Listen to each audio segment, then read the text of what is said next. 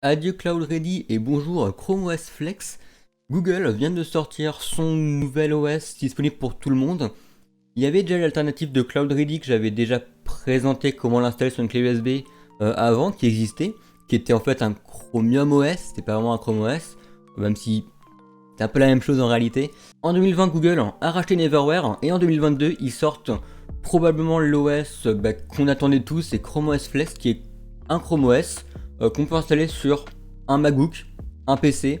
Aujourd'hui, on va installer une version expérimentale, donc forcément qu'il y aura quelques bugs, forcément il y a quelques soucis. Je ne vous recommande pas pour le moment d'installer cette version expérimentale, hormis pour le test, de l'installer sur une machine de production. C'est totalement stupide de faire ça. Je pense pas que dans le futur, Google en refasse une nouvelle procédure d'installation. Donc c'est ce qu'on va voir aujourd'hui. On va voir comment installer Chrome OS sur sa clé USB pour faire une clé USB bootable avec Chrome OS dessus. Et on va démarrer cette clé USB sur un PC, un vieux PC que j'ai.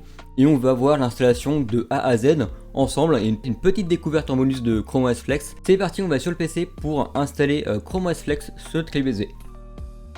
Nous voilà sur le PC et du coup, première chose qu'on va faire, c'est qu'on a besoin d'un petit utilitaire qui ne sera pas un utilitaire comme Rufus pour installer un ISO. Google est toujours avec sa vieille solution de Chromebook Utility, une extension web qu'on peut installer sur tous les navigateurs hormis Safari et Firefox. Donc il vous faudra un navigateur basé sur Chromium, donc Brave, Vivaldi, Chrome, Edge.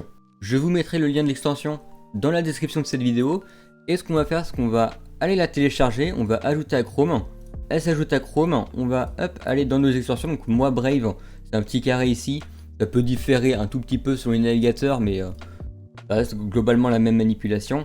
Et on va chercher l'extension qui nous intéresse, donc Chromebook Recovery Utilities, c'est notre utilitaire. On va cliquer dessus et on a l'utilitaire qui se démarre.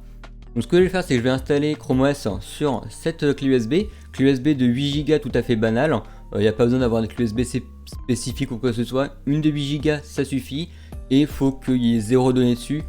Si vous avez des données précieuses dessus, mettez-les sur votre PC temporairement ou mettez-les dans un endroit sûr qui ne traîne pas sur la clé USB, parce que la clé USB on va totalement l'effacer pour installer Chrome OS dessus. Donc ce que je vais faire, c'est que je vais la brancher au PC.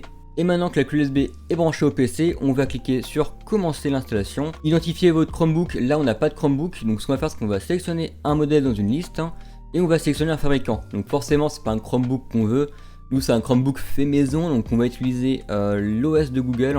Donc ici on tape Google et on a Google Chrome OS et Chrome OS Flex, donc nous ce qui nous intéresse c'est Chrome OS Flex, voilà. Et on va sélectionner le produit, donc développement unstable. Normalement dans le futur vous aurez possiblement peut-être une bêta et une version stable. Si vous regardez cette vidéo quelques mois après que vous avez la version stable, utilisez la version stable. Donc nous pour la démo on va utiliser la seule version qui existe pour le moment, c'est la développeur. La manipulation sera la même, la seule chose qui va différencier une fois que la version stable sera sortie, c'est ici vous pourrez sélectionner une version stable, donc stable. On va aller chercher notre clé USB, donc moi j'ai une Lexar USB Flash Drive. Suivant le nom de votre clé USB ça va changer, mais moi c'est une 8 Go etc. Votre clé USB ici, vous trompez pas de clé USB, faites gaffe si vous avez deux clés USB de brancher sur votre PC. On va sélectionner notre Lexar, on va continuer, et l'utilitaire nous prévient bien que toutes les données et les partitions du support seront supprimées. Donc est-ce qu'on veut vraiment créer notre clé USB bootable? On va oui. L'utilitaire va créer la clé bootable, on n'a plus qu'à attendre, ça dépendra de la lenteur de votre clé USB, ça dépendra aussi de votre connexion. On va patienter quelques minutes. Aussi petite précision, si la clé USB ne marche pas, c'est possible que soit la clé USB est peut-être corrompue ou quelque chose dans le genre, utilisez une autre clé USB. Sinon, c'est peut-être que vous utilisez une clé SanDisk, et je sais qu'avant, avec l'utilitaire, il y avait des problèmes avec les clés SanDisk. Si vous avez une clé SanDisk et si un autre modèle de clé, pas de la marque SanDisk, je sais pas si le problème est encore d'actualité, mais au moins je préfère prévenir, comme ça on est sûr. Et on peut voir qu'on a toujours ce bug incroyable qui se décompresse un fichier à 250%. Donc il décompresse le fichier 2 fois et demi. Je sais pas. Ok Google, what the fuck. Et voilà, notre clé USB est prête. On peut tout simplement cliquer sur OK, l'utilitaire va se fermer et on peut aller retirer la clé du PC et on va pouvoir commencer l'installation de Chrome OS sur un PC. Pour la partie de cette vidéo, on va filmer l'écran d'un PC avec un téléphone. C'est pas ouf, niveau du son ce sera pas ouf non plus. Mais au moins je peux vous montrer la manipulation. Donc ce qu'on va faire, c'est qu'on va brancher cette magnifique clé USB Lexar qu'on a utilisé pour installer Chrome OS Flex sur le PC en question. Donc moi c'est un PC qui date de 2015. C'est un Lenovo B80-50 ou l'inverse, je sais plus. Enfin bref, peu importe. Je branche ma clé USB. je vérifie que le PC est bien éteint parce qu'il va falloir l'allumer forcément et démarrer sur le BIOS ou le boot menu. Normalement au démarrage vous aurez une petite indication de la part du PC pour dire hey, pour démarrer sur le boot c'est F5 ou F1 ou échappe, parfois supprimé. Ça dépend des touches, des fois c'est Del. Donc ça dépendra de votre PC, donc je peux pas prévoir l'avance. En général c'est soit échappe, soit Del, soit delete ou soit une touche F. Donc des touches F1, F2, F3, etc. Donc regardez sur internet comment les gens font selon le modèle de votre PC. Je peux pas faire vraiment de tuto précis là-dessus, ça dépendra de votre matériel. Donc on va démarrer le PC et pour ma part, vu que j'ai pas de boot menu sur ce PC, en tout cas je l'ai pas trouvé, le plus simple à faire c'est démarrer sur le BIOS et dire qu'on va booter sur la clé USB. Donc j'accède au BIOS, nickel. Donc voilà, moi c'est un B50-80, je m'étais trompé, je m'étais bien inversé. Et on va aller dans la section boot, et ici on peut voir un No Legacy, donc c'est nos devices en gros. Donc on a un HDD, on a le disque CD, et on a notre clé USB qui est ici. Donc moi ma clé USB est déjà en premier. Donc pour ma part on peut voir que si je regarde un peu, on peut voir ici F5 move to down et F6 pour move up. Si je fais la touche F5 on peut voir que ma clé descend. Et si je fais F6 elle monte. Donc on va la mettre en premier. Comme ça je sais que quand le PC démarre, il démarrera pas sur mon disque, il va démarrer sur ma clé USB. Maintenant qu'on a fait ça, on va sauvegarder. Donc on n'a pas besoin forcément de passer par le BIOS, comme j'ai dit, on peut aussi passer par le boot menu. Donc ici on va exit saving et change. Donc on va OK. Et on va quitter le BIOS. Maintenant on va attendre que le PC redémarre de lui-même sur notre clé USB. J'ai réussi à vous trouver le boot manager. C'est là où on choisit où on veut que le PC démarre. Donc c'est là où on a nos trois options. Donc soit on démarre sur notre clé USB, ou soit on démarre sur le HDD, donc le disque interne, ou soit on démarre sur le disque DVD, mais pourquoi il démarre sur un disque DVD en 2022, je sais pas. Pourquoi pas. En tout cas, nous ce qu'on va faire, c'est qu'on va aller cliquer sur l'Alexa, donc c'est le nom de ma clé USB. On peut voir que Chrome OS se démarre, donc on a le petit logo Chrome, et ici on peut voir qu'on commence à arriver sur ce qu'on pourrait avoir voilà.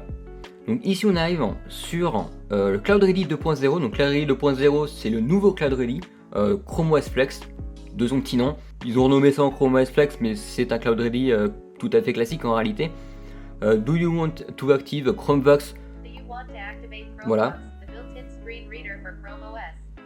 Donc est-ce qu'on veut activer une voix pénible qui nous parle? Moi je n'ai pas envie d'avoir une voix pénible donc je vais dire non, je veux pas utiliser Chromevox. C'est un peu une sorte de Google Assistant ou Siri. Pour l'installation, c'est pas utile. Ce qu'on va faire, c'est que moi j'ai un PC en français, comme la plupart de vous tous, j'imagine. On va prendre la langue française pour notre clavier. On va chercher français, français, le français de France. Le keyboard il est en américain, je vais le remettre en français. Hop. Donc on va cliquer sur OK. On a quelques options d'accessibilité si vous avez des difficultés à regarder certaines choses. On peut avoir clavier virtuel, etc. Des loops. Ça ne nous intéresse pas nous, donc on va juste faire premier pas et on va commencer à installer Cloud Ready. Ici, deux options s'offrent à vous. Soit vous pouvez directement installer Cloud Ready sur votre disque, donc utiliser Cloud Ready comme on veut. Soit on peut booter sur la clé USB en tant qu'OS et on va pouvoir tester Cloud Ready sur votre clé USB. Donc ça veut dire que le disque ne sera pas effacé et on va pouvoir regarder si l'OS nous plaît, si ça nous intéresse, etc. histoire de tester. Nous on est dans un cas où on va installer, donc on va cliquer sur installer, c'est l'option par défaut. Et on va faire suivant. Ici on nous dit que le disque va être effacé comme tout à l'heure, donc là c'est le disque du PC qui sera effacé, c'est pas la clé USB. Et forcément les données qu'il y a dessus ça va disparaître, du coup nous fait un petit avertissement comme d'habitude. Et nous je sais que moi j'ai rien d'important sur le PC, donc je fais installer. Donc évidemment ça va totalement effacer votre disque, donc si vous avez des données sur le PC, mettez-les sur un autre support que le PC. Ici une petite confirmation pour pas faire d'erreur. Moi je suis sûr d'effacer le disque dur, donc je fais installer, même si c'est un SSD, mais pourquoi pas. On va dire que c'est un disque dur pour cette vidéo. Et ça va commencer à copier toutes les données sur notre disque. Ça peut prendre jusqu'à 20 minutes, ça prend un petit peu de temps. Chrome OS Flex a terminé de s'installer, donc là il nous dit bien votre appareil va s'éteindre dans quelques secondes. Retirez la clé USB avant que ça redémarre, sinon ça va redémarrer sur la clé USB. Donc on va retirer la clé USB, tac, c'est bon, elle est retirée. Elle est ici, et maintenant on peut soit attendre que Cloud Ready s'éteigne de lui-même et redémarre. Moi je sais que quand je l'avais déjà installé pour la première fois, ça n'a pas vraiment redémarré de lui-même. Donc ce que je vais faire, c'est que je vais l'éteindre manuellement et je vais le redémarrer manuellement. On peut voir que j'ai enlevé ma clé USB, mais pourtant Chrome OS démarre de lui-même, parce que Chrome OS maintenant est installé sur le disque. Et on va pouvoir faire le premier démarrage, faire les petites configurations de Chrome OS. Donc ici on a anglais, on va remettre France. Clavier, nous on met américain alors qu'on est en France, mais on met France quand même. On va cliquer sur OK, on va faire premier pas. Ici on nous demande de nous connecter à un réseau Wi-Fi, soit vous branchez le PC en Ethernet et vous n'arrivez pas à cette étape, ou soit configurer le Wi-Fi de votre domicile. Moi c'est ce que je vais faire, je vais sauter cette étape pour des raisons évidentes. Le PC a récupéré le Wi-Fi, maintenant il va nous demander est-ce que vous voulez envoyer toutes vos données à Google pour faire des analytics. Donc on refuse, même s'il va quand même nous prendre beaucoup de données parce que ça reste Google. Bref. Ici on peut choisir, option très intéressante d'ailleurs, hein, on peut choisir de configurer le PC pour un enfant ou pour nous-mêmes. Et donc ici on nous demande de nous connecter à un compte Google. Pour des raisons encore une fois beaucoup trop évidentes, je vais sauter cette étape. On vous demandera de renseigner votre email ou votre téléphone. Ensuite il y aura le mot de passe évidemment. Et si vous avez activé la double authentification, ce que je vous recommande de faire, on vous demandera de faire une petite action selon comment vous avez configuré votre compte Google. Donc, une fois que votre compte Google est connecté, on vous demande si vous souhaitez synchroniser, etc. On peut vérifier les options de synchronisation si on le souhaite. Moi je vais juste accepter tout ça parce que j'aime bien que ça soit synchronisé dans tous les cas. Ici on nous redemande une autre confirmation. Est-ce qu'on veut donner à Google notre information matérielle, donc quel écran on utilise, quel PC on utilise, quel processeur on utilise, etc., tout ce qui est hardware, pour améliorer Cloud Ready 2.0, donc Chrome OS Flex. Pour ma part, je ne souhaite pas les aider, ils collectent assez de données comme ça, donc je vais décocher ça et puis je vais accepter et continuer l'installation. On va nous demander de configurer Google Assistant, donc Google Assistant j'en ai pas besoin sur un PC, donc c'est un non merci. Ici on peut utiliser Voice Match, encore une fois c'est pour faire Hey Google, sauf que ça pompe un peu de batterie je pense, donc et puis de toute façon c'est pas forcément utile pour un PC je trouve. Je vais pas activer Hey Google sur le PC, et on peut voir que tout est prêt. Super, et je suis sûr que j'ai dû activer quelques smartphones en disant Hey Google, je suis désolé, et je l'ai redit d'ailleurs, c'est très méchant. On peut voir que ça m'a directement configuré mon Chrome, donc je vais juste fermer ça parce que j'en ai pas besoin. Ici on a une petite option de découverte, donc comment utiliser Chrome OS, etc. On peut avoir quelques petites informations sympathiques, on peut faire 2-3 petits trucs, c'est sympathique, on peut voir quelques petits avantages, etc. Donc une petite incitation à payer leur abonnement premium, très très bien. On peut voir les dernières nouveautés de Chrome OS, donc les dernières mises à jour qui sont là, super. Et on a un petit peu d'aide au besoin, donc c'est pas très intéressant en soi. Ici on peut voir qu'on a un Chrome OS sur un PC tout à fait banal, et on n'a pas un Chromium OS, donc on a les vraies couleurs de Chrome, hein. On n'a pas un vieux logo tout gris, comme à l'époque de Neverware et de Cloud Ready 1.0 du coup. Donc Chrome OS, c'est un OS très léger qui fonctionne quasiment qu'avec un navigateur en réalité. On peut installer des applications, mais c'est plus des applications web. Certaines marchent sans connexion internet, mais en majorité vous utiliserez le PC connecté à internet. C'est là où il y a tout l'intérêt des Chromebooks. Donc en réalité ça ressemble un peu à Windows, on a une petite barre des tâches en bas. D'ailleurs ça ressemble méchamment à Windows 11 maintenant que j'y repense, c'est très marrant. Et en fait il faut savoir que Chrome OS c'est basé sur du Linux de base, donc c'est un Linux. C'est à prendre en compte pour ceux que ça intéresse. Et sur cette barre de tâches, on peut faire un peu le tour. On a ici un peu une sorte de menu démarrer, on va dire ça comme ça, avec une option pour faire de la recherche, des petites applications qu'on a installées. Si je clique ici, on peut voir toutes nos applications. Donc on peut même avoir la caméra, il y a YouTube Music. On a des paramètres, on a le Web Store, où c'est là où on va pouvoir installer tout ce qui est applicatif. Ensuite, au milieu, on a nos applications qu'on a épinglé, donc rien de très compliqué. On a, si je regarde Phone Hub, donc là on peut voir qu'il a détecté mon Pixel 4a avec lequel je filme actuellement. Donc si vous avez un téléphone Google connecté à votre compte Google et que ce compte Google est aussi relié à le PC que vous avez installé, vous aurez aussi ça pour par exemple activer Phone Hub et avoir vos notifications sur le PC, pouvoir déverrouiller le PC avec le téléphone, plein de petites choses comme ça qui s'amélioreront avec le temps. On est qu'aux prémices de Chrome OS, donc ça c'est plutôt sympa. Donc moi je vais tout simplement l'ignorer parce que j'en ai pas forcément besoin dans le cadre de cette vidéo. Et ici on peut voir ce qui peut se rapporter un peu aux gestions de notifications. Donc c'est ici où vous aurez toutes vos notifications, etc. On peut voir le niveau de la batterie, on peut voir le Wi-Fi, on peut voir l'horaire, etc., etc. Donc si on clique dessus, on a un petit panneau très sympathique. On peut voir les notifications en haut de mon compte Google. Donc ça j'en ai pas besoin. Et ce panneau là ressemble méchamment à Android. Donc on a notification en haut. On a notre compte Google, on peut se déconnecter de notre compte Google, on peut éteindre le PC, verrouiller le PC, accéder aux paramètres rapidement. Ici c'est pour minimaliser le petit panneau, je vois pas trop l'utilité mais pourquoi pas. On peut activer et désactiver le Wi-Fi, on peut changer le Wi-Fi ici, activer et désactiver le Bluetooth. On peut mettre un mode Do Not Distribute, c'est ne pas déranger en français, voilà. Si on n'a pas envie d'être dérangé par une notification. On peut faire des captures d'écran, je vous rassure, normalement la touche imprime écran marche aussi sur cet OS. Donc si je fais un pré-écran, on peut voir qu'il y a quand même l'utilitaire des capteurs d'écran qui se lance. On peut faire des captures d'écran aussi par ici, pourquoi pas. Donc ensuite on a le partage de proximité pour partager des fichiers entre plusieurs appareils entre eux. Ça peut être utile, pourquoi pas. Et après on a l'éclairage nocturne qu'on retrouve assez fréquemment maintenant de nos jours. Pas forcément le truc le plus fiable au monde, mais ça peut être utile pour ceux qui l'utilisent. On a la gestion du son, assez banal, on peut couper le son. Waouh, incroyable.